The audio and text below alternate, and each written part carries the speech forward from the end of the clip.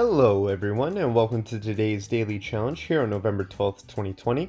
This is a pretty annoying challenge, considering that we have to use only abilities to beat the challenge, which is pretty tedious. My best advice I can give you for this challenge is to just keep your finger on the pause button, because if you encounter a difficult round or anything, you're definitely going to need to use the ability at the perfect time. We'll go ahead and we'll get started with two boomerang monkeys, and we're going to place them on this left side as shown. Upgrade one of them to 230 and the other to 032, and we're going to go ahead and place Zeely on the left side and Spike Factory at the back. Go ahead and get a village next. Make sure that the village is within the radius of the boomerang monkeys. So once we do that, we're pretty good for the next few rounds. Go ahead and upgrade that Spike Factory to 110.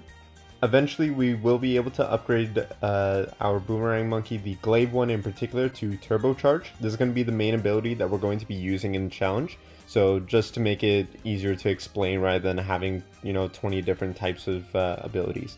Here's round 40. This is the first time we're going to be using that turbocharge ability, and our defense is easily able to take care of the Moab. Go ahead and get another boomerang monkey, and do not forget to get camo detection for the village as well, as I'm showing you there. We're going to upgrade that monkey that we just got to a 230 as well once we have the money, as you can see. As you can see, we go ahead and we get another boomerang monkey. As you can see, we're definitely spamming these. These are definitely the best towers to go with without having to use an ability. They're the strongest, I feel like, at least. So we go ahead and we get our fifth boomerang monkey as well and upgrade that one once again to a 230. Now that we have all these towers, now we can begin to upgrade all of them slowly to give all of them turbocharge. Not all of them, just the glaive boomerangs. I found that the red hot rangs don't do that much when they had the turbocharge ability, so there's no point on upgrading that one. For round 50, every single time that you see a Moab, just use the turbocharge ability. It's pretty easy. Since we have 4, we can use the turbocharge ability really as much as we want. It doesn't matter that much, so just go ahead and use it.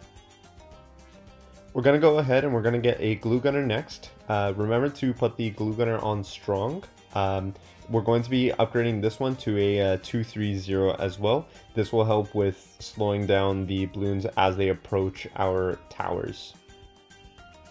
This is just round 57 that I thought I would just show you over here, and round 60 just to show you that we are still using the defense, or the abilities rather, to hold down the fort. We're going to go ahead before round 62, get jungle drums for the village and get another turbocharge, followed by another boomerang monkey that we're going to be upgrading later. For round 62, make sure that you're saving a few turbocharges because we're definitely going to need them for round 63. So for sure, use the turbocharge ability for the fortified Moabs. You're going to need to use the ability there. But as you can see, we still have 4 in the bottom corner, which is perfect for us. Okay, so every single time that you see a ceramic wave, go ahead and use the ability. That's the best sort of rule I can give you here, because without it, we really can't beat round 63. And as you can see, our turbocharges are replenishing quicker than we are using it, which is perfect, because we're actually going to need another couple turbocharge abilities for the next round, since we have even more fortified mobs that we have to deal with, as you can see here. We're going to go ahead and continue to use the turbocharge ability when we need it. There's no real need to save it for anything. We'll skip to round 73 where things are going to get a lot easier right now. So we're going to go ahead and we're going to sell 3 of our turbocharges in exchange for a permacharge, which helps us with not having to use the ability every single round. So we'll go ahead and do that, and then we're slowly going to be building back up our turbocharge abilities.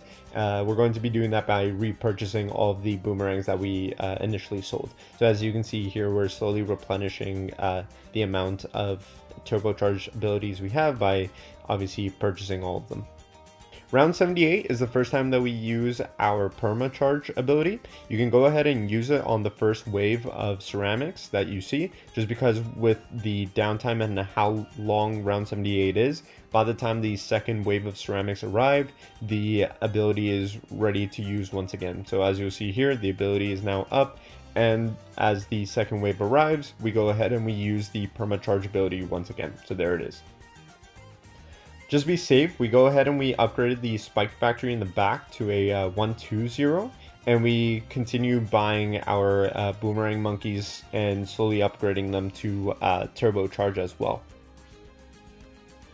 For round 80, we're going to use the permacharge ability once again. As you can see, we go ahead and get another boomerang monkey. We're going to be upgrading that one eventually as well.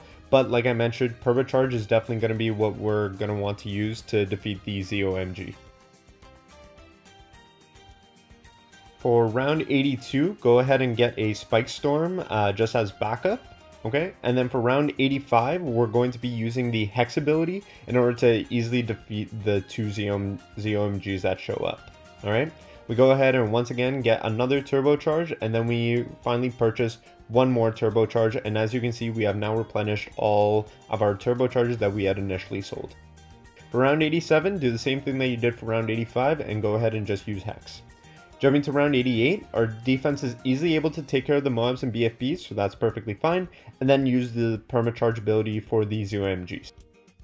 For round 89, be sure to stagger the turbocharge abilities. As the clumps of Moabs and BFBs arrive, you should be fine. So as they keep arriving, just keep using it and you should be absolutely fine, as you can see here.